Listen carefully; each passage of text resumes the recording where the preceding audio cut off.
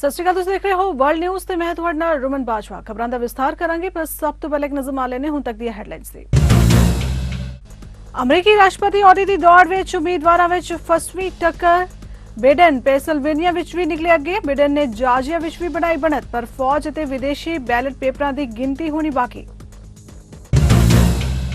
Philadelphia vote ਗਿਣਤੀ ਕੇਂਦਰ ਵਿੱਚ 2 ਸ਼ੱਕੀ ਵਿਅਕਤੀ ਲਈ ਹਿਰਾਸਤ ਵਿੱਚ। ਹਮਲੇ ਦੀ ਧਮਕੀ ਦੀ ਸੂਚਨਾ ਮਿਲਣ ਤੋਂ ਬਾਅਦ ਕੀਤੀ ਗਈ ਪੁੱਛਗਿੱਛ। ਲੋਕਾਂ ਦੇ ਵਿਰੋਧ ਪ੍ਰਦਰਸ਼ਨਾਂ ਦੇ ਬਾਵਜੂਦ ਅਮਰੀਕਾ ਵਿੱਚ ਵੋਟਾਂ ਦੀ ਗਿਣਤੀ ਜਾਰੀ। ਅਮਰੀਕਾ ਦੇ ਸੂਬੇ ਪੈਂਸਿਲਵੇਨੀਆ ਵਿੱਚ ਇੱਕ 24 ਸਾਲਾ ਪੰਜਾਬੀ ਕੁੜੀ ਗ੍ਰਿਫਤਾਰ। ਟਰੰਪ ਵਿਰੋਧੀ ਮੁਜ਼ਾਹਰੇ ਵਿੱਚ ਲਿਆ ਸੀ ਹਿੱਸਾ। ਕੈਨੇਡਾ ਦੇ ਸੂਬੇ ਅਲਬਰਟਾ ਵਿੱਚ ਕੋਵਿਡ-19 ਦਾ ਵੱਧਦਾ ਕਹਿਰ। ਬੀਤੇ 24 ਘੰਟੇ ਦੌਰਾਨ ਅਲਬਰਟਾ ਵਿੱਚ ਕੋਰੋਨਾ ਵਾਇਰਸ ਦੇ 809 ਮਾਮਲੇ ਦਰਜ। ਐਡਮਿੰਟਨ ਤੇ ਕੈਲਗਰੀ ਵਿੱਚ ਕੋਵਿਡ-19 ਦੇ 2500 ਤੋਂ ਵੱਧ ਮਾਮਲੇ। ਸਰੀ ਦੀ ਸਿਟੀ ਕੌਂਸਲ ਵੱਲੋਂ ਨਵੰਬਰ 84 ਹੋਏ ਸਿੱਖ ਕਤਲੇਆਮ ਦੇ ਰੋਸ ਵਿੱਚ ਅਹਿਮ ਐਲਾਨ। ਨਵੰਬਰ ਮਹੀਨਾ ਸਿੱਖ ਨਸਲਕੁਸ਼ੀ ਯਾਦਗਾਰੀ ਮਹੀਨੇ ਵਜੋਂ ਮਨਾਉਣ ਦਾ ਐਲਾਨ। ਤਾਂ ਬੁਲਟਨ ਦੇ ਆਗਾਜ਼ ਵਿੱਚ ਸਭ ਤੋਂ ਪਹਿਲਾਂ ਗੱਲ ਕਰਦੇ ਹਾਂ ਅਮਰੀਕੀ ਰਾਸ਼ਟਰਪਤੀ ਚੋਣਾਂ ਦੀ। ਜੀ ਹਾਂ, ਅਮਰੀਕੀ ਰਾਸ਼ਟਰਪਤੀ ਅਹੁਦੇ ਦੀ ਦੌੜ ਵਿੱਚ ਇਸ ਵਾਰ ਉਮੀਦਵਾਰਾਂ ਵਿੱਚ ਫਸਵੀਂ ਟੱਕਰ ਦੇਖਣ ਨੂੰ ਮਿਲ ਰਹੀ ਹੈ। ਡੋਨਾਲਡ ਟਰੰਪ ਅਤੇ ਜੋ ਬਿਡਨ ਇੱਕ ਦੂਜੇ ਨੂੰ ਫਸਵਾਂ ਮੁਕਾਬਲਾ ਦੇ ਰਹੇ ਨੇ।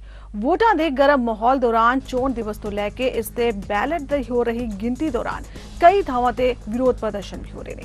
ਦੇਸ਼ ਭਰ ਦੇ ਕਈ ਸਮੂਹਾਂ ਨੇ ਵੀਰਵਾਰ ਨੂੰ Phoenix, Philadelphia, Las Vegas, Atlanta ਅਤੇ ਡਿਟਰੋਇਟ ਵਿੱਚ ਬੈਲਟ ਗਿਣਨ ਵਾਲੇ ਥਾਵਾਂ ਦੇ ਬਾਹਰ ਪ੍ਰਦਰਸ਼ਨ ਕੀਤਾ, ਕਿਉਂਕਿ ਪ੍ਰਮੁੱਖ ਰਾਜਾਂ ਵਿੱਚ ਬੈਲਟ ਦੀ ਅੰਤਿਮ ਗਿਣਤੀ ਜਾਰੀ ਹੈ। ਇਹਨਾਂ ਵਿੱਚ ਬਹੁਤ ਸਾਰੇ ਪ੍ਰਦਰਸ਼ਨਾਂ ਨੂੰ ਸਾਜ਼ਿਸ਼ ਦੁਆਰਾ ਉਤਸ਼ਾਹਿਤ ਕੀਤਾ ਗਿਆ ਹੈ, ਜੋ ਕਿ ਧੋਖਾਧੜੀ ਤੇ ਕੇਂਦਰਿਤ ਨੇ। ਇਹਨਾਂ ਪ੍ਰਦਰਸ਼ਨਾਂ ਦੌਰਾਨ ਕਿਹਾ ਜਾ ਰਿਹਾ ਹੈ ਕਿ ਡੈਮੋਕ੍ਰੇਟ ਰਾਸ਼ਟਰਪਤੀ ਉਮੀਦਵਾਰ ਜੋ ਬਿਡਨ ਲਈ ਜਾਲੀ ਬੈਲਟ ਤਿਆਰ ਕਰ ਰਹੇ ਨੇ। ਇਸ ਤਰ੍ਹਾਂ ਦੀਆਂ ਅਫਵਾਹਾਂ ਰਾਸ਼ਟਰਪਤੀ ਟਰੰਪ ਤੇ ਉਸਦੇ ਸਹਿਯੋਗੀਆਂ ਦੇ ਦੋਸ਼ਾਂ ਦੁਆਰਾ ਤੇਜ਼ੀ ਨਾਲ ਸੋਸ਼ਲ ਮੀਡੀਆ ਤੇ ਵਾਇਰਲ ਹੋ ਰਹੀਆਂ ਨੇ। ਉਧਰ ਲੋਕਾਂ ਦੇ ਵਿਰੋਧ ਪ੍ਰਦਰਸ਼ਨਾਂ ਦੇ ਬਾਵਜੂਦ ਅਮਰੀਕਾ ਵਿੱਚ ਵੋਟਾਂ ਦੀ ਗਿਣਤੀ ਜਾਰੀ ਹੈ। ਕਈ ਖੇਤਰਾਂ ਵਿੱਚ ਵੋਟ ਗਿਣਤੀ ਦੇ ਕੇਂਦਰਾਂ ਦੇ ਬਾਹਰ ਉਮੀਦਵਾਰਾਂ ਦੇ ਸਮਰਥਕਾਂ ਵੱਲੋਂ ਰੋਸ ਵੀ ਪ੍ਰਗਟਾਇਆ ਜਾ ਰਿਹਾ ਹੈ। ਇਸ ਦੌਰਾਨ ਇੱਕ ਰਿਪੋਰਟ ਵਿੱਚ ਦੱਸਿਆ ਗਿਆ ਹੈ ਕਿ 2 ਵਿਅਕਤੀਆਂ ਨੂੰ ਪੈਂਸਿਲਵੇਨੀਆ ਕਨਵੈਨਸ਼ਨ ਸੈਂਟਰ ਦੇ ਬਾਹਰ ਹਮਲੇ ਦੀ ਫਿਰਾਕ ਲਈ ਹਿਰਾਸਤ ਵਿੱਚ ਲਿਆ ਗਿਆ ਹੈ। ਫਿਲਾਡੈਲਫੀਆ ਪੁਲਿਸ ਨੂੰ ਇੱਕ ਹਮਲੇ ਦੇ ਧਮਕੀ ਬਾਰੇ ਸੂਚਿਤ ਕੀਤੇ ਜਾਣ ਤੋਂ ਬਾਅਦ ਉਹਨਾਂ ਕੋਲੋਂ ਪੁੱਛਗਿੱਛ ਕੀਤੀ ਗਈ ਹੈ, ਜਦਕਿ ਇਸ ਸਮੇਂ ਕੇਂਦਰ ਵਿੱਚ ਵੋਟਾਂ ਦੀ ਗਿਣਤੀ ਹੋ ਰਹੀ ਸੀ। ਪੁਲਿਸ ਮੁਤਾਬਿਕ ਉਹਨਾਂ ਨੂੰ ਵੀਰਵਾਰ ਰਾਤ 10 ਵਜੇ ਦੇ ਕਰੀਬ ਸੂਚਿਤ ਕੀਤਾ ਗਿਆ ਸੀ। ਪੁਲਿਸ ਮੁਤਾਬਿਕ ਇੱਕ ਸਿਲਵਰ ਰੰਗ ਦੀ ਹਮਰ ਕਾਰ ਚਲਾਉਣ ਵਾਲੇ ਰਾਜ ਤੋਂ ਬਾਹਰ ਦੇ ਵਿਅਕਤੀਆਂ ਦੇ ਇੱਕ ਸਮੂਹ ਤੋਂ ਕਿਸੇ ਤਰ੍ਹਾਂ ਦੇ ਹਮਲੇ ਦਾ ਖਤਰਾ ਸੀ। ਇਹਨਾਂ ਦੋਵਾਂ ਵਿਅਕਤੀਆਂ ਨੂੰ ਹਿਰਾਸਤ ਵਿੱਚ ਲਿਆ ਗਿਆ ਅਤੇ ਜਾਂਚ ਜਾਰੀ ਹੈ। ਇਸ ਗੱਲ ਤੇ ਕੋਈ ਪੁਸ਼ਟੀ ਨਹੀਂ ਹੋਈ ਹੈ ਕਿ ਵਾਹਨ ਵਿੱਚ ਕੋਈ ਹਥਿਆਰ ਵੀ ਸਨ। ਡੈਮੋਕ੍ਰੈਟਿਕ ਪਾਰਟੀ ਦੇ ਰਾਸ਼ਟਰਪਤੀ ਅਹੁਦੇ ਦੇ ਉਮੀਦਵਾਰ ਜੋ ਬਿਡਨ ਅਤੇ ਜਾਰਜੀਆ ਸੂਬੇ ਵਿੱਚ ਰਾਸ਼ਟਰਪਤੀ ਡੋਨਾਲਡ ਟਰੰਪ ਤੋਂ ਅੱਗੇ ਨਿਕਲ ਗਏ ਨੇ। ਪੈਂਸਿਲਵੇਨੀਆ ਵਿੱਚ ਬਿਡਨ ਨੂੰ ਹੁਣ ਤੱਕ ਟਰੰਪ ਤੇ 5587 ਵੋਟਾਂ ਨਾਲ ਬੜਤ ਮਿਲੀ ਹੈ। ਸੂਬੇ ਦੇ 95% ਵੋਟਾਂ ਦੀ ਗਿਣਤੀ ਕੀਤੀ ਜਾ ਚੁੱਕੀ ਹੈ। ਵਿਸ਼ਲੇਸ਼ਕਾਂ ਦਾ ਮੰਨਣਾ ਹੈ ਕਿ ਬਚੇ ਹੋਏ ਪੋਸਟਲ ਵੋਟ ਬਿਡਨ ਦੇ ਪੱਖ ਵਿੱਚ ਜਾ ਸਕਦੇ ਨੇ। ਜੇਕਰ ਬਿਡਨ ਇਸ ਸੂਬੇ ਜਿੱਤਦੇ ਨੇ ਤਾਂ ਜਿੱਤ ਲਈ ਜ਼ਰੂਰੀ 270 ਵੋਟਾਂ ਹਾਸਲ ਕਰ ਲੈਣਗੇ। ਇਸ ਤੋਂ ਪਹਿਲਾਂ ਬਿਡਨ ਨੇ ਜਾਰਜੀਆ ਵਿੱਚ ਬੜਤ ਬਣਾ ਲਈ ਸੀ। ਇੱਥੇ 99% ਵੋਟਾਂ ਦੀ ਗਿਣਤੀ ਹੋ ਚੁੱਕੀ ਹੈ। ਕਰੀਬ 8197 ਬੈਲਟ ਪੇਪਰ ਬਾਕੀ ਨੇ ਤੇ ਨਾਲ ਹੀ ਫੌਜ ਅਤੇ ਵਿਦੇਸ਼ੀ ਬੈਲਟ ਪੇਪਰਾਂ ਦੀ ਗਿਣਤੀ ਹੋਣੀ ਵੀ ਅਜੇ ਬਾਕੀ ਹੈ। ਇਸ ਤੋਂ ਇਲਾਵਾ ਬਿਡਨ ਨੇਵਾਡਾ ਵਿੱਚ ਜਿੱਥੇ 99 ਵੋਟਾਂ ਦੀ ਗਿਣਤੀ ਪੂਰੀ ਹੋ ਗਈ ਹੈ, ਅੱਗੇ ਚੱਲ ਰਹੇ।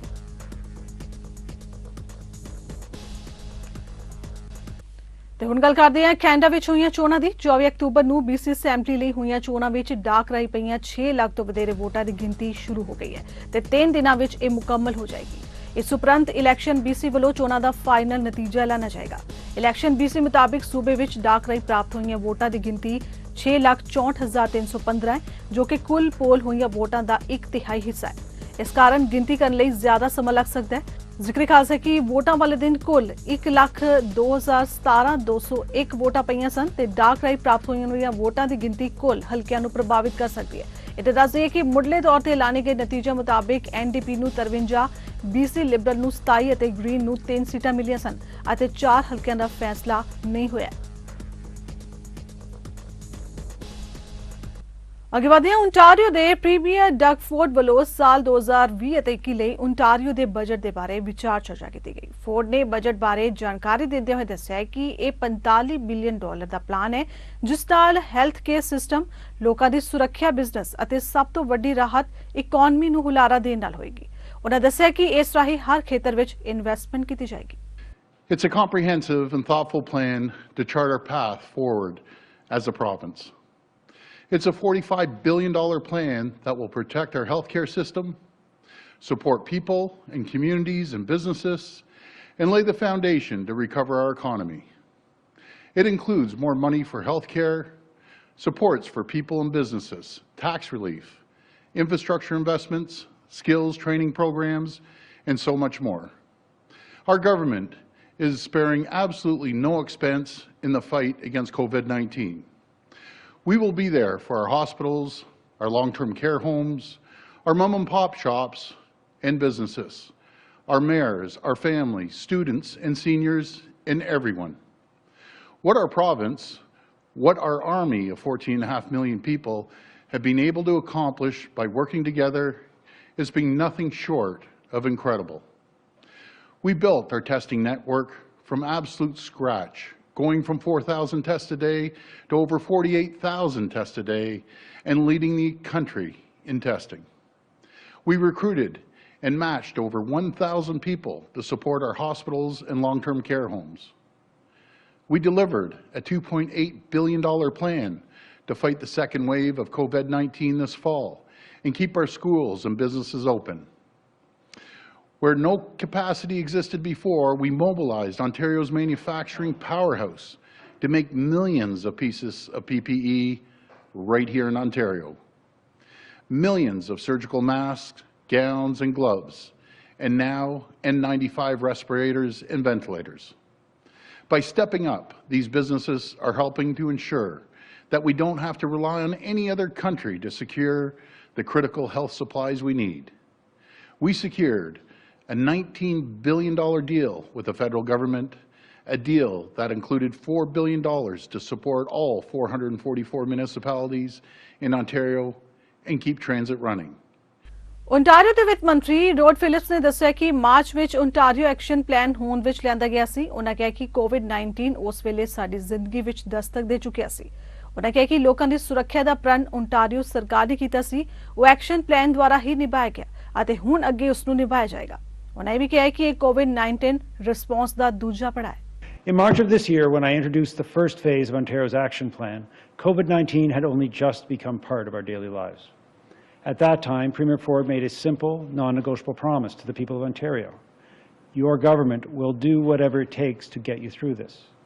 This promise has not changed, and it will not change. Today, introduce the next phase of our government's response to COVID-19, Ontario's action plan, Protect, Support, Recover. It is a plan that provides us with certainty as much as is possible in an uncertain time, ensuring that we are always there to support those who need it most. Now, as any family or business owner understand, it's important to have a plan, especially amidst uncertainty. Our plan has three pillars: protect, support, and recover. First, we are taking steps to protect people from this deadly virus by increasing our health investments to $15.2 billion. Second, we are building on earlier relief to provide a total of $13.5 billion in direct support for families, workers, and employers, in addition to $11.3 billion in cash flow support. And third, we're removing barriers to recovery and providing $4.8 billion to protect and create jobs now and in the future. This next phase of Ontario's action plan brings our total COVID-19 response to $45 billion over 3 years. This budget is also unprecedented in that it includes three possible economic scenarios that could impact the trajectory of our recovery from COVID-19. We've done this because the people of Ontario deserve transparency about the public's finances, especially given these extraordinary circumstances. As time goes on and the impacts of COVID-19 begin to recede, so will the uncertainty. And I look forward to the day when the people of Ontario can, once again, see certainty in the long-term fiscal path, because that will be the day that COVID-19 is behind us. Protect is the first pillar of our plan. It represents our most fundamental responsibility. The people of Ontario have done and are doing their part by respecting and following public health advice. And we are doing ours. As COVID-19 continues to threaten our health, we will continue to be there to support and protect the people of Ontario. Support is the second pillar in our plan. COVID-19 has brought severe challenges and economic difficulties to families and employers. Since the beginning, we have promised to be there to help those struggling the most, and today we expand that support. COVID-19 continues to create challenges and will continue to be there to support the people of Ontario. Recover is the third pillar of our plan. It's about direct actions that help get through today while also providing hope for tomorrow. As we all deal with the day-to-day anxiety and impacts of COVID-19, it may seem ambitious to talk about recovery. But someday, hopefully soon, COVID-19 will fade, and every government in the world will be focused on recovering from the economic crisis caused by the pandemic. Fresno County ਦੇ board of supervisors ਉੱਪਰ corona ਨੇ ਆਪਣਾ ਪ੍ਰਭਾਵ ਦਿਖਾਇਆ। ਸ਼ਹਿਰ ਦੀ ਇਸ ਪ੍ਰਸ਼ਾਸਨਿਕ ਇਮਾਰਤ ਵਿੱਚ ਕਿਸੇ ਇੱਕ ਵਰਕਰ ਨੇ ਕੋਵਿਡ-19 ਵਾਇਰਸ ਪੀੜਤ ਹੋਣ ਤੋਂ ਬਾਅਦ ਇਸ ਦੇ ਸਟਾਫ ਨੂੰ ਇਕਾਂਤਵਾਸ ਵਿੱਚ ਜਾਣ ਲਈ ਕਿਹਾ ਗਿਆ ਹੈ। ਇਸ ਕਾਉਂਟੀ ਦੇ ਬੁਲਾਰੇ ਜਾਰਡਨ ਸਕਾਟ ਨੇ ਦੱਸਿਆ ਕਿ ਕਾਉਂਟੀ ਹਾਲ ਆਫ ਰਿਕਾਰਡਸ ਵਿੱਚ ਤੀਜੀ ਮੰਜ਼ਿਲ ਤੇ ਕੰਮ ਕਰਨ ਵਾਲਿਆਂ ਵਿੱਚ ਕੋਵਿਡ-19 ਦੇ ਇੱਕ ਸਕਾਰਾਤਮਕ ਮਾਮਲੇ ਦੀ ਰਿਪੋਰਟ ਮਿਲਣ ਤੋਂ ਬਾਅਦ ਇਸ ਦੇ ਲਗਭਗ 30 ਕਰਮਚਾਰੀਆਂ ਨੂੰ ਅਗਲੇ 14 ਦਿਨਾਂ ਲਈ ਘਰ ਤੋਂ ਕੰਮ ਕਰਨ ਦੇ ਨਿਰਦੇਸ਼ ਦਿੱਤੇ ਗਏ ਨੇ। ਸਕਾਟ ਮੁਤਾਬਿਕ ਸਾਵਧਾਨੀ ਦੇ ਤੌਰ ਤੇ ਸ਼ਹਿਰ ਦੇ ਦਫ਼ਤਰ ਨੂੰ ਬੰਦ ਕਰ ਦਿੱਤਾ ਗਿਆ ਹੈ। ਇਸ ਅਧਿਕਾਰੀ ਨੇ ਕਿਹਾ ਕਿ ਅਜੇ ਕਿਸੇ ਕਰਮਚਾਰੀ ਵਿੱਚ ਵਾਇਰਸ ਦੇ ਲੱਛਣ ਨਹੀਂ ਪਾਏ ਗਏ ਨੇ, ਪਰ ਸੁਰੱਖਿਆ ਲਈ ਇਕਾਂਤਵਾਸ ਜ਼ਰੂਰੀ ਹੈ।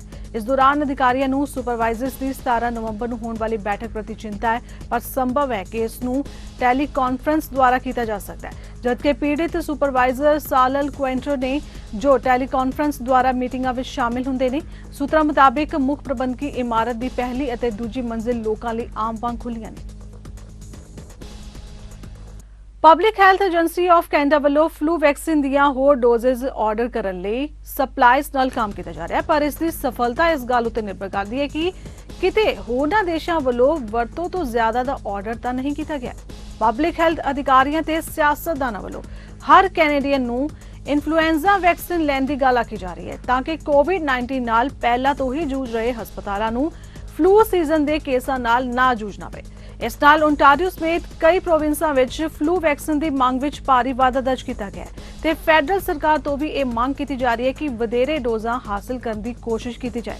ਇਸ ਹਫ਼ਤੇ ਦੇ ਸ਼ੁਰੂ ਵਿੱਚ ਕੁਝ ਲੋਕਾਂ ਨੇ ਸੋਸ਼ਲ ਮੀਡੀਆ ਉੱਤੇ ਆਪਣੀ ਪੜਾਸ ਵੀ ਕੱਢੀ ਤੇ ਕਿਹਾ ਕਿ ਉਹਨਾਂ ਨੂੰ ਇਹ ਈਮੇਲ ਹਾਸਲ ਹੋਈ ਹੈ ਕਿ ਉਹਨਾਂ ਦੀ ਅਪਾਇੰਟਮੈਂਟ ਪ੍ਰੋਵਿੰਸ ਵਿੱਚ ਵੈਕਸੀਨ ਦੀ ਸਪਲਾਈ ਦੀ ਘਾਟ ਕਾਰਨ ਰੱਦ ਕਰਤੀ ਗਈ ਹੈ। ਫੈਡਰਲ ਪਬਲਿਕ ਹੈਲਥ ਏਜੰਸੀ ਜਿਸ ਨੇ ਪ੍ਰੋਵਿੰਸਾਂ ਦੀ ਅਪੀਲ ਉੱਤੇ ਫਲੂ ਸ਼ਾਟਸ ਆਰਡਰ ਕੀਤੇ ਸਨ ਨੇ 37 ਮਿਲੀਅਨ ਲੋਕਾਂ ਪਿੱਛੇ ਇਸ ਸਾਲ ਆਪਣੇ ਆਰਡਰ ਵਿੱਚ 25% ਵਾਧਾ ਜੋ ਕਿ 139 ਮਿਲੀਅਨ ਬਣਦਾ ਕੀਤਾ ਹੈ। ਪ੍ਰਧਾਨ ਮੰਤਰੀ ਜਸਟਿਨ ਟਰੂਡੋ ਨੇ ਇਸ ਹਫ਼ਤੇ ਦੇ ਸ਼ੁਰੂ ਵਿੱਚ ਕਿਹਾ ਸੀ ਕਿ ਸਰਕਾਰ ਯਕੀਨੀ ਬਣਾਏਗੀ ਕਿ ਸਾਡੇ ਕੋਲ ਹਰ ਕਿਸੇ ਲਈ ਵਾਧੂ ਫਲੂ ਵੈਕਸੀਨ ਹੋਵੇ, ਪਰ ਇਸ ਵਾਅਦੇ ਨੂੰ ਪੂਰਾ ਕਰ ਸਕਣਾ ਸੁਖਾਲਾ ਨਹੀਂ ਹੈ। ਅਮਰੀਕਾ ਵਿੱਚ ਇਸ ਵੇਲੇ ਰਾਸ਼ਟਰਪਤੀ ਚੋਣਾਂ ਹੋ ਰਹੀਆਂ ਨੇ, ਜਿਸ ਦੌਰਾਨ ਡਲਾਸ ਵਿੱਚ ਵੀਰਵਾਰ ਨੂੰ ਗੋਲੀਬਾਰੀ ਦੀ ਘਟਨਾ ਵਾਪਰੀ। ਇਸ ਵਿੱਚ ਕਮਿਊਨਿਟੀ ਕਾਲਜ ਪੁਲਿਸ ਅਧਿਕਾਰੀ ਤੋਂ ਇਲਾਵਾ ਇੱਕ ਹੋਰ ਵਿਅਕਤੀ ਵੀ ਜ਼ਖਮੀ ਹੋ ਗਿਆ। ਇਸ ਨੂੰ ਪੁਲਿਸ ਗ੍ਰਿਫਤਾਰ ਕਰਨ ਦੀ ਕੋਸ਼ਿਸ਼ ਕਰ ਰਹੀ ਸੀ। ਅਧਿਕਾਰੀਆਂ ਨੇ ਇਹ ਜਾਣਕਾਰੀ ਦਿੱਤੀ ਹੈ। ਡਲਾਸ ਪੁਲਿਸ ਵਿਭਾਗ ਨੇ ਇੱਕ ਬਿਆਨ ਵਿੱਚ ਕਿਹਾ ਕਿ ਡਲਾਸ ਕਾਲਜ ਪੁਲਿਸ ਵਿਭਾਗ ਦੇ ਅਧਿਕਾਰੀ ਵੀਰਵਾਰ ਸ਼ਾਮ 6:30 ਵਜੇ ਸਕੂਲ ਦੇ ਐਲ ਸੈਂਟਰੋ ਕੰਪਲੈਕਸ ਦੇ ਨੇੜੇ ਇੱਕ ਸ਼ੱਕੀ ਵਾਹਨ ਦੀ ਜਾਂਚ ਕਰ ਰਹੇ ਸਨ। ਅਧਿਕਾਰੀਆਂ ਨੇ ਵਾਹਨ ਵਿੱਚ ਉਸ ਵਿਅਕਤੀ ਨੂੰ ਪਾਇਆ ਜਿਸ ਤੇ ਵਾਰੰਟ ਜਾਰੀ ਕੀਤਾ ਗਿਆ ਸੀ। ਪੁਲਿਸ ਨੇ ਦੱਸਿਆ ਕਿ ਅਧਿਕਾਰੀਆਂ ਨੇ ਉਸ ਵਿਅਕਤੀ ਨੂੰ ਗ੍ਰਿਫਤਾਰ ਕਰਨ ਦੀ ਕੋਸ਼ਿਸ਼ ਕੀਤੀ ਜਿਸ ਨੇ ਇੱਕ ਪਿਸਤੌਲ ਕੱਢੀ ਅਤੇ ਗੋਲੀ ਚਲਾ ਦਿੱਤੀ। ਪੁਲਿਸ ਨੇ ਦੱਸਿਆ ਕਿ ਜ਼ਖਮੀ ਅਧਿਕਾਰੀ ਨੂੰ ਉਹ ਗ੍ਰਿਫਤਾਰ ਕਰਨ ਦੀ ਕੋਸ਼ਿਸ਼ ਕਰ ਰਹੇ ਸਨ ਜਿਸ ਨੂੰ ਹਸਪਤਾਲ ਲਿਜਾਇਆ ਗਿਆ। ਸਰੀ ਦੀ ਸਿਟੀ ਕੌਂਸਲ ਵੱਲੋਂ ਨਵੰਬਰ 84 ਹੋਏ ਸਿੱਖ ਕਤਲੇਆਮ ਦੇ ਰੋਸ ਵਿੱਚ ਨਵੰਬਰ ਨੂੰ ਸਿੱਖ ਨਸਲਕੁਸ਼ੀ ਯਾਦਗਾਰੀ ਮਹੀਨਾ ਮਨਾਉਣ ਦਾ ਐਲਾਨ ਕੀਤਾ ਗਿਆ। ਸਰੀ ਦੇ ਮੇਅਰ ਡਗ ਮੈਕਲਮ ਵੱਲੋਂ ਜਾਰੀ ਬਿਆਨ ਰਾਹੀਂ ਇਹ ਐਲਾਨ ਕਰਦਿਆਂ ਭਾਰਤ ਵਿੱਚ ਸਰਕਾਰੀ ਸ਼ਹਿਰ ਨਾਲ ਸਿੱਖ ਭਾਈਚਾਰੇ ਉੱਪਰ ਵਰਤਾਏ ਇਸ ਕਹਿਰ ਲਈ ਹਮਦਰਦੀ ਪ੍ਰਗਟ ਕੀਤੀ ਗਈ ਹੈ। ਮੇਅਰ ਨੇ ਕਿਹਾ ਕਿ ਸਰੀ ਸ਼ਹਿਰ ਅਤੇ ਆਸ-ਪਾਸ ਵਸਦੇ 2.5 ਲੱਖ ਸਿੱਖਾਂ ਨੇ ਸਾਡੀ ਕਮਿਊਨਿਟੀ ਨੂੰ ਬਿਹਤਰ ਬਣਾਉਣ ਲਈ ਆਪਣਾ ਵਿਸ਼ਾਲ ਯੋਗਦਾਨ ਪਾਇਆ ਅਤੇ ਉਹ ਇਸ ਕਾਰਜ ਲਈ ਸਾਡੀ ਪ੍ਰਸ਼ੰਸਾ ਦੇ ਪਾਤਰ ਨੇ। ਓਨਟਾਰੀਓ ਵਿੱਚ ਕੋਰੋਨਾ ਵਾਇਰਸ ਦੇ ਮਾਮਲੇ ਲਗਾਤਾਰ ਵਧਦੇ ਜਾ ਰਹੇ ਨੇ ਤੇ ਸਭ ਤੋਂ ਵੱਧ ਮਾਮਲੇ ਪੀਲ ਰੀਜਨ ਵਿੱਚ ਵੇਖਣ ਨੂੰ ਮਿਲੇ ਨੇ। ਇਸ ਲਈ ਸੂਬਾ ਸਰਕਾਰ ਨੇ ਇਸ ਖੇਤਰ ਨੂੰ ਰੈੱਡ ਜ਼ੋਨ ਵਿੱਚ ਰੱਖ ਦਿੱਤਾ ਹੈ। ਇੱਥੇ ਤਾਲਾਬੰਦੀ ਦੇ ਨਿਯਮ ਲਾਗੂ ਕਰ ਦਿੱਤੇ ਗਏ ਨੇ, ਯਾਨੀ ਕਿ ਹੁਣ ਵਪਾਰਕ ਅਦਾਰੇ ਤਾਂ ਖੁੱਲਣਗੇ ਪਰ ਇੱਥੇ ਬਹੁਤ ਸੀਮਿਤ ਗਿਣਤੀ ਵਿੱਚ ਲੋਕ ਇਕੱਠੇ ਹੋ ਸਕਣਗੇ। ਮੁੱਖ ਮੰਤਰੀ ਡਗ ਫੋਰਡ ਨੇ ਕਿਹਾ ਸੀ ਕਿ ਇਸ ਹਫ਼ਤੇ ਪੀਲ ਰੀਜਨ, ਯਾਕ ਅਤੇ ਓਟਾਵਾ ਵਿੱਚ ਸ਼ਨੀਵਾਰ ਤੋਂ ਦੂਜੀ ਸਟੇਜ ਦੀਆਂ ਪਾਬੰਦੀਆਂ ਲਾਗੂ ਹੋਣਗੀਆਂ। ਤਿੰਨੋਂ ਖੇਤਰਾਂ ਵਿੱਚ ਔਰੇਂਜ ਜ਼ੋਨ ਲਾਗੂ ਕੀਤਾ ਗਿਆ ਸੀ, ਭਾਵ 50 ਲੋਕਾਂ ਨੂੰ ਇਨਡੋਰ ਡਿਨਰ ਅਤੇ ਜਿਮ ਵਿੱਚ ਇਕੱਠੇ ਹੋਣ ਦੀ ਇਜਾਜ਼ਤ ਸੀ, ਪਰ ਹੁਣ ਪੀਲ ਰੀਜਨ ਨੂੰ ਰੈੱਡ ਜ਼ੋਨ ਘੋਸ਼ਿਤ ਕਰ ਦਿੱਤਾ ਗਿਆ। ਇੱਥੇ ਕੋਰੋਨਾ ਦੇ ਮਾਮਲੇ ਸਭ ਤੋਂ ਵੱਧ ਹੋਣ ਕਾਰਨ ਸਖਤਾਈ ਵਰਤੀ ਜਾ ਰਹੀ ਹੈ। ਬੀਤੇ ਦਿਨੀ ਅਮਰੀਕਾ ਦੇ ਸੂਬੇ ਪੈਨਸਿਲਵੇਨੀਆ ਦੀ ਇੱਕ 24 ਸਾਲਾ ਦੀ ਕੁੜੀ ਦੇਵੀਨਾ ਸਿੰਘ ਨੂੰ ਇੱਕ NYPD ਦੇ ਪੁਲਿਸ ਅਧਿਕਾਰੀ ਨੇ ਮੂੰਹ ਤੇ ਥੁੱਕਣ ਦੇ ਦੋਸ਼ ਹੇਠ ਗ੍ਰਿਫਤਾਰ ਕੀਤਾ ਹੈ। ਉਸਨੇ ਲੰਘੇ ਬੁੱਧਵਾਰ ਰਾਤ ਨੂੰ ਨਿਊਯਾਰਕ ਵਿੱਚ ਟਰੰਪ ਵਿਰੋਧੀ ਮੁਜ਼ਾਹਰੇ ਵਿੱਚ ਹਿੱਸਾ ਲਿਆ ਸੀ। ਦੇਵੀਨਾ ਸਿੰਘ, ਜਿਸ ਨੇ ਮਾਸਕ ਵੀ ਨਹੀਂ ਪਾਇਆ ਸੀ, ਦੇ ਥੁੱਕਣ ਤੋਂ ਪਹਿਲਾਂ 2 ਵਾਰ ਤੁਸੀਂ ਫਾਸੀਵਾਦ ਹੋ ਦੇ ਨਾਅਰੇ ਵੀ ਲਗਾਏ ਸਨ। ਪੈਨਸਿਲਵੇਨੀਆ ਦੀ ਰਹਿਣ ਵਾਲੀ ਦੇਵੀਨਾ ਸਿੰਘ ਤੇ ਸਰਕਾਰੀ ਪ੍ਰਸ਼ਾਸਨ ਦੇ ਕੰਮਕਾਜ ਵਿੱਚ ਅੜਿੱਕੇ ਪਾਉਣ ਅਤੇ ਪਰੇਸ਼ਾਨ ਕਰਨ ਦਾ ਦੋਸ਼ ਹੇਠ ਮਾਮਲਾ ਦਰਜ ਕਰਕੇ ਹਿਰਾਸਤ ਵਿੱਚ ਲਿਆ ਗਿਆ ਸੀ। ਅੱਗੇ ਵਧਦੇ ਹਾਂ। ਬ੍ਰਿਟਿਸ਼ ਕੋਲੰਬੀਆ ਸਿਕਿਉਰਿਟੀਜ਼ ਕਮਿਸ਼ਨ ਵੱਲੋਂ ਸਰੀ ਦੇ ਵਸਨੀਕ ਪੰਜਾਬੀ ਮੂਲ ਦੇ ਇੱਕ ਵਿਅਕਤੀ ਨੂੰ ਧੋਖਾਧੜੀ ਕਰਨ ਦੇ ਇਲਜ਼ਾਮ ਤਹਿਤ 3 ਸਾਲ ਜੇਲ੍ਹ ਦੀ ਸਜ਼ਾ ਸੁਣਾਈ ਗਈ ਹੈ ਅਤੇ ਉਸ ਨੂੰ $5 ਲੱਖ ਦਾ ਹਰਜ਼ਾਨਾ ਭਰਨ ਲਈ ਵੀ ਕਿਹਾ ਗਿਆ ਹੈ। रॉब मांगट पर यह इल्जाम लगाया गया कि जुलाई 2012 तो अक्तूबर 2014 तक मांगट ने एक वैनकूवर निवासी ਨੂੰ ਪ੍ਰੀਵਿਲਸਡ ਇਨਵੈਸਟਮੈਂਟ ਗਰੁੱਪ ਵਿੱਚ $5 ਲੱਖ ਦਾ ਨਿਵੇਸ਼ ਕਰਨ ਲਈ ਯਕੀਨ ਦਿਵਾਇਆ ਸੀ ਅਤੇ ਇਸ ਵਾਸਤੇ ਉਚਿਤ ਗਰੰਟੀਸ਼ੁਦਾ ਰਿਟਰਨ ਦੀ ਪੇਸ਼ਕਸ਼ ਵੀ ਕੀਤੀ ਸੀ। ਮਾਂਗਟ ਉੱਪਰ ਦੋਸ਼ ਹੈ ਕਿ ਉਸਨੇ ਕਿਤੇ ਵਾਅਦੇ ਮੁਤਾਬਿਕ ਪੈਸੇ ਦਾ ਨਿਵੇਸ਼ ਕਰਨ ਦੀ ਬਜਾਏ ਉਸਦਾ ਜ਼ਿਆਦਾਤਰ ਹਿੱਸਾ ਆਪਣੇ ਨਿੱਜੀ ਖਰਚੇ ਚਲਾਉਣ ਅਤੇ ਕਰਜ਼ੇ ਅਦਾ ਕਰਨ ਤੇ ਖਰਚ ਕੀਤਾ। ਇਸ ਉੱਪਰ ਅਪਰਾਧਿਕ ਜ਼ਾਬਤਾ ਤਹਿਤ $5000 ਤੋਂ ਵੱਧ ਧੋਖਾਧੜੀ ਦੇ 2 ਦੋਸ਼ ਲਗਾਏ ਗਏ ਨੇ। ਹੁਣ ਰਵਿੰਦਰਪਾਲ ਸਿੰਘ ਮਾਂਗਟ ਨੂੰ 29 ਅਕਤੂਬਰ ਨੂੰ BC ਵੈਨਕੂਵਰ ਦੀ ਪ੍ਰੋਵਿੰਸ਼ੀਅਲ ਕੋਰਟ ਨੇ $5000 ਤੋਂ ਵੱਧ 2 ਜ਼ੁਰਮਾਂ ਦਾ ਦੋਸ਼ੀ ਠਹਿਰਾਇਆ ਅਤੇ ਜੇਲ੍ਹ ਦੀ ਸਜ਼ਾ ਤੋਂ ਇਲਾਵਾ ਉਸ ਨੂੰ $5 ਲੱਖ ਦੀ ਮੁੜ ਅਦਾਇਗੀ ਕਰਨ ਦਾ ਹੁਕਮ ਵੀ ਜਾਰੀ ਕੀਤਾ ਹੈ। BC ਵਿੱਚ ਪਹਿਲੀ ਵਾਰ ਕੋਵਿਡ-19 ਦੇ ਕੇਸਾਂ ਦੀ ਗਿਣਤੀ 500 ਦਾ ਅੰਕੜਾ ਪਾਰ ਕਰ ਚੁੱਕੀ ਹੈ ਤੇ ਬ੍ਰਿਟਿਸ਼ ਕੋਲੰਬੀਆ ਦੀ ਮੈਡੀਕਲ ਅਧਿਕਾਰੀ ਡਾਕਟਰ ਬੋਨੀ ਹੈਨਰੀ ਨੇ BC ਦੇ ਅੰਦਰ ਕੋਵਿਡ-19 ਆਊਟਬ੍ਰੇਕਸ ਬਾਰੇ ਜਾਣਕਾਰੀ ਸਾਂਝੀ ਕੀਤੀ ਹੈ। ਡਾਕਟਰ ਬੋਨੀ ਹੈਨਰੀ ਨੇ ਅੱਜ ਸੂਬਾ ਵਾਸੀਆਂ ਨੂੰ ਬੇਨਤੀ ਕੀਤੀ ਹੈ ਕਿ ਇਸ ਵਾਇਰਸ ਤੇ ਕਾਬੂ ਪਾਉਣ ਵਿੱਚ ਉਹਨਾਂ ਦੀ ਮਦਦ ਕੀਤੀ ਜਾਏ। ਉਹਨਾਂ ਵੀ ਕਿਹਾ ਕਿ ਵਾਇਰਸ ਦੇ ਫੈਲਾਅ ਤੇ ਕਾਬੂ ਰੱਖਣ ਨਾਲ ਹੀ ਇਲਾਕੇ ਦੇ ਸਕੂਲਾਂ ਅਤੇ ਕਮਿਊਨਿਟੀ ਨੂੰ ਖੁੱਲ੍ਹਾ ਰੱਖਿਆ ਜਾ ਸਕੇਗਾ। ਇਸ ਦੌਰਾਨ ਫਰੇਜ਼ਰ ਹੈਲਥ ਅਧਿਕਾਰੀਆਂ ਦਾ ਕਹਿਣਾ ਹੈ ਕਿ ਸਾਡੇ ਖਿੱਤੇ ਵਿੱਚ ਆਏ ਨਵੇਂ ਕੋਵਿਡ-19 ਕੇਸ ਜ਼ਿਆਦਾਤਰ ਘਰਾਂ, ਵਿਆਹਾਂ ਅਤੇ ਸਮਾਜਿਕ ਇਕੱਠਾਂ ਨਾਲ ਜੁੜੇ ਹੋਏ ਨੇ। ਹੁਣ ਛੋਟੇ ਇਕੱਠ ਵੀ ਜ਼ੋਖਮ ਭਰਪੂਰ ਨੇ। ਉਹਨਾਂ ਦੱਸਿਆ ਕਿ ਬ੍ਰਿਟਿਸ਼ ਕੋਲੰਬੀਆ ਵਿੱਚ ਅੱਜ 425 ਨਵੇਂ ਕੋਰੋਨਾ ਕੇਸ ਸਾਹਮਣੇ ਆਏ ਨੇ। ਬੋਨੀ ਨੇ ਦੱਸਿਆ ਕਿ ਬ੍ਰਿਟਿਸ਼ ਕੋਲੰਬੀਆ ਵਿੱਚ ਕੁੱਲ ਕੇਸਾਂ ਦੀ ਗਿਣਤੀ 16516 ਹੋ ਚੁੱਕੀ ਹੈ ਅਤੇ 273 ਲੋਕਾਂ ਦੀ ਜਾਨ ਵੀ ਜਾ ਚੁੱਕੀ ਹੈ। Today we are reporting 425 new cases of COVID-19 in British Columbia, including 4 epidemiologically linked cases, bringing our total number of cases to 16,560 in British Columbia. And for today, I'll report, starting today, I'll report on the new cases by health authority. 126 are in the Vancouver Coastal Health Authority, 268 people are in the Fraser Health Authority, 7 people are on Vancouver Island Health Authority, 8 people in Interior Health, and 6 in the Northern Health Authority. We have no new cases in people who normally reside outside of Canada. We now have 3,389 active cases in all health authorities in British Columbia, of whom 97 people are in hospital, 24 of whom are in critical care or ICU. We have had no new deaths in the last day, leaving our total at 273 people who have died from COVID-19 in BC.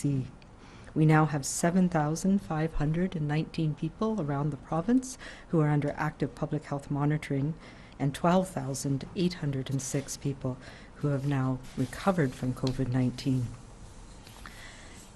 Just to put in perspective, I want to, we have now, in the last 24 hours, the cases that we're reporting are from 11,020 tests that were done at labs around the province.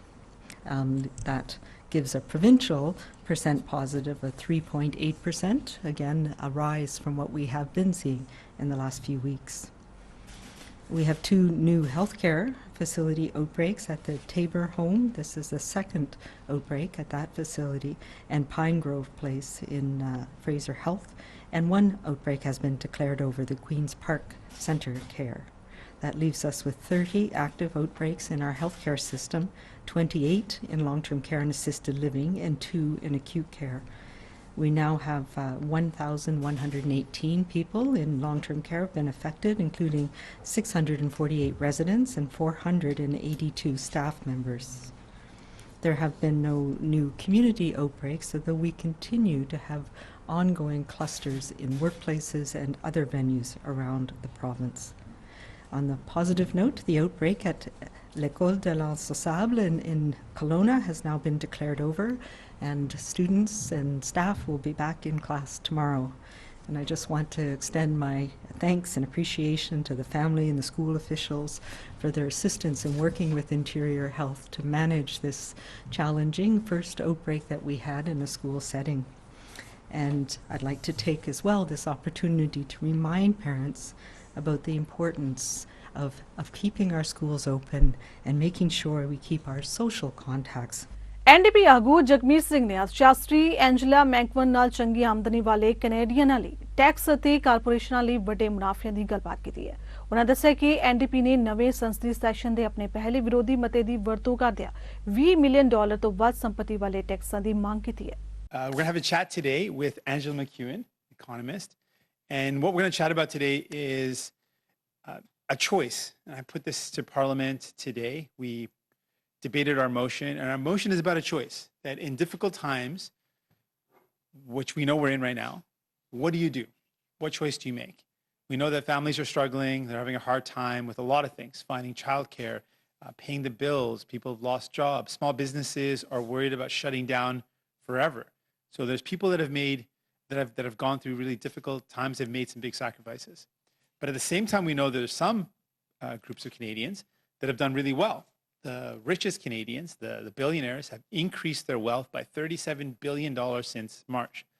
We know there's been massive profits, not just normal profits, but record profits for some companies. And we know that the wealthiest Canadians, the top billionaires in Canada, have seen none of their wealth decrease during this pandemic. So while everyday folks have been struggling, those at the very top have actually been doing really well. And if we have to make a choice about who pays, who contributes more, who helps with the cost of this pandemic, and who helps us get through this difficult time, well, everyday people have already made the sacrifice. And what we're saying is that the people at the very top should pay their fair share. And the way we do that, we're proposed two things in our motion today. One is a wealth tax, which we talked about before. It's a 1% on fortunes of over 20 million, and a tax on excess profit, inspired by what we did in the past during the world wars, that companies that have made record profits, that their excess profit above and beyond normal, what they've made off the pandemic, that should be taxed at a much higher rate so they can contribute to the cost of this recovery. Those who've actually profited and done really well should be the ones that actually have to pay the price, and not the people that have struggled and have been hurt and that are worried. They should not be the ones. And we should use that revenue to pay for the recovery, but to pay for the programs we need. So to bring into the discussion, I wanted to hear from Angela. The choice that's on the table, Angela, and you know this really well, is that the typical response that Liberals and Conservatives will have when times are tough is they're going to cut programs to people.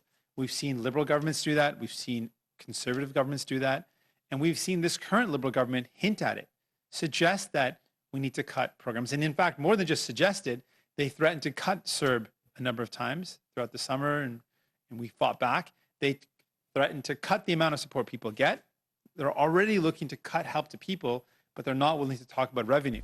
Mississauga Malton ਦੇ MPP ਦੀਪਕ ਆਨੰਦ ਨੇ territories ਸੰਧੀਆਂ ਦੇ ਬਾਰੇ ਗੱਲਬਾਤ ਕਰਦਿਆਂ ਕਿਹਾ ਕਿ ਇਹ ਸਮੇਂ ਜਾਗਰੂਕ ਅਤੇ ਸਨਮਾਨਿਤ ਕਰਨ ਦਾ ਸਮਾਂ ਹੈ। ਉਹਨਾਂ ਕਿਹਾ ਕਿ ਸਵਦੇਸ਼ੀ ਲੋਕਾਂ ਨੂੰ ਜਾਗਰੂਕਤਾ ਵਧਾਉਣ ਦੇ ਸਰੋਤਾਂ ਬਾਰੇ ਜਾਣਕਾਰੀ ਲੈਣ ਲਈ ਓਨਟਾਰੀਓ ਦੀ ਵੈਬਸਾਈਟ ਤੇ ਸੰਪਰਕ ਕੀਤਾ ਜਾ ਸਕਦਾ ਹੈ। Hello, this is Deepak Anand, and I'm proud to represent Mississauga Malton, one of the most diverse communities across our province. It is the first full week of November, and Ontarians proudly recognize it as Annual Treaties Recognition Week to honor the importance of treaties and learn how they continue to shape our province today. Mississauga Malton is part of the Mississaugas of the New Credit, a land traditionally inhabited by the Indigenous people. As a settler, I'm grateful for the opportunity to meet here and thank the generation of people who've taken care of this land for thousands of years. By learning about Indigenous history, treaty rights, and obligations, we better understand and nurture relation between Indigenous and non-Indigenous people. Our history is our greatest strength. We are grateful to all Indigenous leaders and educators for your help to preserve Indigenous culture as our government progresses towards reconciliation. This week, let's take time to show our support for the Indigenous treaties and explore Ontario's resources to promote awareness of our rich history. Thank you so much. Canada ਦੇ ਸੂਬੇ Alberta ਵਿੱਚ ਬੀਤੇ 24 ਘੰਟੇ ਦੌਰਾਨ ਕੋਵਿਡ-19 virus ਦੇ ਨਵੇਂ 800 ਮਾਮਲੇ ਦਰਜ ਕੀਤੇ ਗਏ ਨੇ। ਅਲਬਰਟਾ ਸਿਹਤ ਮੰਤਰਾਲੇ ਨੇ ਇਸ ਦੀ ਜਾਣਕਾਰੀ ਸਾਂਝੀ ਕੀਤੀ ਹੈ। ਜ਼ਿਕਰ ਖਾਸ ਹੈ ਕਿ ਬੀਤੇ 2 ਹਫ਼ਤਿਆਂ ਤੋਂ ਸੂਬੇ ਵਿੱਚ ਕਰੋਨਾ ਦੇ ਰਿਕਾਰਡ ਰੋਜ਼ਾਨਾ ਟੁੱਟ ਰਹੇ ਨੇ। ਇਸ ਦੇ ਨਾਲ ਹੀ ਮਾਹਰਾਂ ਦੀ ਚਿੰਤਾ ਵੀ ਵਧਦੀ ਜਾ ਰਹੀ ਹੈ। ਇਸ ਤੋਂ ਪਹਿਲਾਂ ਅਲਬਰਟਾ ਵਿੱਚ 29 ਅਕਤੂਬਰ ਨੂੰ ਕਰੋਨਾ ਦੇ 622 ਮਾਮਲੇ ਦਰਜ ਹੋਏ ਸਨ। ਇਸ ਤੋਂ ਬਾਅਦ 1 ਨਵੰਬਰ ਨੂੰ 592 ਪਰ 800 ਮਾਮਲੇ ਤੱਕ ਕਦੇ ਵੀ ਦਰਜ ਨਹੀਂ ਹੋਏ ਸਨ। ਡਾਕਟਰ ਡੀਨਾ ਨੇ ਕਿਹਾ ਕਿ ਇਸ ਦਾ ਮਤਲਬ ਇਹ ਹੈ ਕਿ 10 ਕੁ ਦਿਨ ਪਹਿਲਾਂ ਜੋ ਪਾਬੰਦੀਆਂ ਲਗਾਈਆਂ ਗਈਆਂ ਸਨ ਉਹ ਕਰੋਨਾ ਮਾਮਲਿਆਂ ਨੂੰ ਘਟਾਉਣ ਵਿੱਚ ਮਦਦਗਾਰ ਸਾਬਿਤ ਹੋਈਆਂ, ਪਰ ਹੁਣ ਇਹਨਾਂ ਨੂੰ ਹੋਰ ਸਖਤ ਕਰਨ ਦੀ ਜ਼ਰੂਰਤ ਹੈ। ਉਹਨਾਂ ਕਿਹਾ ਕਿ ਲੋਕਾਂ ਨੂੰ ਸਮਾਜਿਕ ਦੂਰੀ ਬਣਾ ਕੇ ਰੱਖਣ, ਮਾਸਕ ਪਾਉਣ ਅਤੇ ਵਾਰ-ਵਾਰ ਹੱਥ ਧੋਣ ਦੀ ਆਦਤ ਪਾਉਣੀ ਚਾਹੀਦੀ ਹੈ ਤਾਂ ਕਿ ਕਰੋਨਾ ਨੂੰ ਫੈਲਣ ਤੋਂ ਰੋਕਿਆ ਜਾ ਸਕੇ। ਉਹਨਾਂ ਦੱਸਿਆ ਕਿ ਇੱਕ ਦਿਨ ਪਹਿਲਾਂ ਸੂਬੇ ਵਿੱਚ ਕਰੋਨਾ ਦੇ 6230 क्रियाशील मामले सन ਅਤੇ 164 ਲੋਕ ਹਸਪਤਾਲ ਵਿੱਚ ਸਨ। ਅਲਬਰਟਾ ਦੇ 2 ਵੱਡੇ ਸ਼ਹਿਰਾਂ ਐਡਮਿੰਟਨ ਤੇ ਕੈਲਗਰੀ ਵਿੱਚ ਕਰੋਨਾ ਦੇ 2500 ਤੋਂ ਵੱਧ ਮਾਮਲੇ ਸਾਹਮਣੇ ਆਏ ਨੇ। ਇਹਨਾਂ ਵਿੱਚ ਵਧੇਰੇ ਲੋਕ ਕੰਮ ਦੌਰਾਨ ਤੇ ਸਮਾਜਿਕ ਦੂਰੀ ਨਾ ਬਣਾਉਣ ਕਰਕੇ ਕਰੋਨਾ ਦੀ ਲਪੇਟ ਵਿੱਚ ਆਏ। ਇੱਕ ਰਿਪੋਰਟ ਮੁਤਾਬਿਕ ਐਡਮਿੰਟਨ ਵਿੱਚ ਲੱਛਣ ਦਿਖਾਈ ਦੇਣ ਦੇ ਬਾਵਜੂਦ 9% ਲੋਕ ਕੰਮ ਕਰਦੇ ਰਹੇ, 8% ਲੋਕਾਂ ਨੇ ਸਫ਼ਰ ਕੀਤਾ ਤੇ 8% ਲੋਕ ਸਮਾਜਿਕ ਇਕੱਠ ਵਿੱਚ ਸ਼ਾਮਿਲ ਹੋਏ। ਉੱਥੇ ਹੀ ਕੈਲਗਰੀ ਵਿੱਚ ਲੱਛਣ ਦਿਖਾਈ ਦੇਣ ਦੇ ਬਾਵਜੂਦ 11% ਲੋਕ ਕੰਮ ਕਰਦੇ ਰਹੇ, 9% ਲੋਕਾਂ ਨੇ ਸਫ਼ਰ ਕੀਤਾ ਅਤੇ 7% ਲੋਕ ਸਮਾਜਿਕ ਇਕੱਠ ਵਿੱਚ ਸ਼ਾਮਿਲ ਹੋਏ। ਇਸ ਤੋਂ ਸਪਸ਼ਟ ਹੈ ਕਿ ਲੋਕ ਲਾਪਰਵਾਹੀ ਵਰਤ ਰਹੇ ਨੇ ਅਤੇ ਮਾਮਲੇ ਵਧ ਰਹੇ ਨੇ। ਜਨਰਲ ਮੋਟਰਸ ਵੱਲੋਂ 2018 ਵਿੱਚ ਬੰਦ ਕੀਤੇ ਗਏ ਆਪਣੇ ਉਸ਼ਾਵਾ ਵਾਲੇ ਪਲਾਂਟ ਨੂੰ ਮੁੜ ਸ਼ੁਰੂ ਕੀਤੇ ਜਾਣ ਲਈ ਲਗਭਗ $13 ਬਿਲੀਅਨ ਦਾ ਨਿਵੇਸ਼ ਕੀਤਾ ਜਾਏਗਾ। ਇਸ ਤੋਂ ਬਾਅਦ 2022 ਵਿੱਚ ਇਥੋਂ ਹੈਵੀ ਡਿਊਟੀ ਟਰੱਕ ਤਿਆਰ ਹੋ ਕੇ ਬਾਹਰ ਆਉਣੇ ਸ਼ੁਰੂ ਹੋ ਜਾਣਗੇ। ਕੰਪਨੀ ਵੱਲੋਂ ਇਹ ਫੈਸਲਾ ਯੂਨੀਅਨ ਯੂਨੀਫੋਰਡ ਨਾਲ ਹੋਈ ਡੀਲ ਦੌਰਾਨ ਕੀਤਾ ਗਿਆ ਹੈ। ਇਸ ਪਲਾਂਟ ਦੇ ਮੁੜ ਸ਼ੁਰੂ ਹੋਣ ਤੋਂ ਬਾਅਦ 2000 ਤੋਂ 2500 ਦੇ ਦਰਮਿਆਨ ਲੋਕਾਂ ਨੂੰ ਰੁਜ਼ਗਾਰ ਦਿੱਤਾ ਜਾਏਗਾ। ਇਹ ਜਾਣਕਾਰੀ ਯੂਨੀਫੋਰਡ ਦੇ ਪ੍ਰੈਜ਼ੀਡੈਂਟ ਜੈਰੀ ਡਾਇਸ ਨੇ ਦਿੱਤੀ। ਇੱਥੇ ਦੱਸ ਦਈਏ ਕਿ ਇਸ ਪਲਾਂਟ ਵਿੱਚ ਹੈਵੀ ਤੇ ਲਾਈਟ ਡਿਊਟੀ ਜਿਵੇਂ ਕਿ ਸਿਲਵਰਾਡੋ ਤੇ ਸੀਅਰਾ ਦੋਵੇਂ ਤਰ੍ਹਾਂ ਦੇ ਟਰੱਕ ਬਣਾਏ ਜਾਣਗੇ। ਜ਼ਿਕਰ ਖਾਸ ਹੈ ਕਿ ਓਸ਼ਾਵਾ ਪਲਾਂਟ ਕਦੇ ਟੋਰਾਂਟੋ ਦੇ ਪੂਰਬ ਵਿੱਚ ਓਨਟਾਰੀਓ ਸਿਟੀ ਵਿੱਚ ਅਹਿਮ ਐਮਪਲਾਇਰ ਹੁੰਦਾ ਸੀ। ਪਿਛਲੇ ਕੁਝ ਸਾਲਾਂ ਵਿੱਚ ਕੁਝ ਲੋਕਾਂ ਨੇ ਇੱਥੇ ਕੰਮ ਵੀ ਕੀਤਾ, ਪਰ 2018 ਵਿੱਚ ਪਲਾਂਟ ਨੂੰ ਬੰਦ ਕਰਨ ਦੇ ਐਲਾਨ ਨੇ ਤਾਂ ਇੱਕ ਵਾਰੀ ਸਭ ਨੂੰ ਹੀ ਹਿਲਾ ਕੇ ਰੱਖ ਦਿੱਤਾ ਸੀ। ਡਾਇਸ ਨੇ ਕਿਹਾ ਕਿ ਯੂਨੀਫੋਰਡ ਨੇ ਕ੍ਰਿਸਟਲ ਤੇ ਜੀਐਮ ਨਾਲ ਵੀ ਸਮਝੌਤਿਆਂ ਬਾਰੇ ਗੱਲਬਾਤ ਕੀਤੀ ਤੇ ਇੱਥੇ ਇਹ ਵੀ ਦੱਸਣਾ ਬਣਦਾ ਹੈ ਕਿ ਇਸ ਪਲਾਂਟ ਵਿੱਚ ਪਹਿਲੀ ਸ਼ਿਫਟ ਜਨਵਰੀ 2022 ਵਿੱਚ ਸ਼ੁਰੂ ਹੋਣ ਦੀ ਸੰਭਾਵਨਾ ਹੈ। ਇਨੋਵੇਸ਼ਨ, ਸਾਇੰਸ ਤੇ ਇੰਡਸਟਰੀ ਸੰਬੰਧੀ ਫੈਡਰਲ ਮੰਤਰੀ ਨਵਦੀਪ ਬੈਂਸ ਦੇ ਸੀਨੀਅਰ ਕਮਿਊਨੀਕੇਸ਼ਨ ਐਡਵਾਈਜ਼ਰ ਜੌਨ ਪੋਵਰ ਨੇ ਆਖਿਆ ਕਿ ਉਹਨਾਂ ਨੂੰ ਜੀਐਮ ਤੇ ਯੂਨੀਫੋਰਡ ਦਰਮਿਆਨ ਹੋਏ ਇਸ ਸਮਝੌਤੇ ਲਈ ਕਾਫੀ ਖੁਸ਼ੀ ਹੈ। ਪੋਵਰ ਨੇ ਕਿਹਾ ਕਿ ਸਾਡੀ ਸਰਕਾਰ ਕੈਨੇਡੀਅਨ ਆਟੋ ਵਰਕਰਸ ਦੇ ਸਮਰਥਨ ਲਈ ਹਮੇਸ਼ਾ ਤਿਆਰ ਹੈ। ਫਿਲਹਾਲ ਖਬਰਾਂ ਦੇ ਇਸ ਬੁਲੇਟਿਨ 'ਚ ਇੰਨਾ ਹੀ। ਇਸ ਦੇ ਨਾਲ ਮੈਨੂੰ ਦਿਓ ਇਜਾਜ਼ਤ। ਧੰਨਵਾਦ।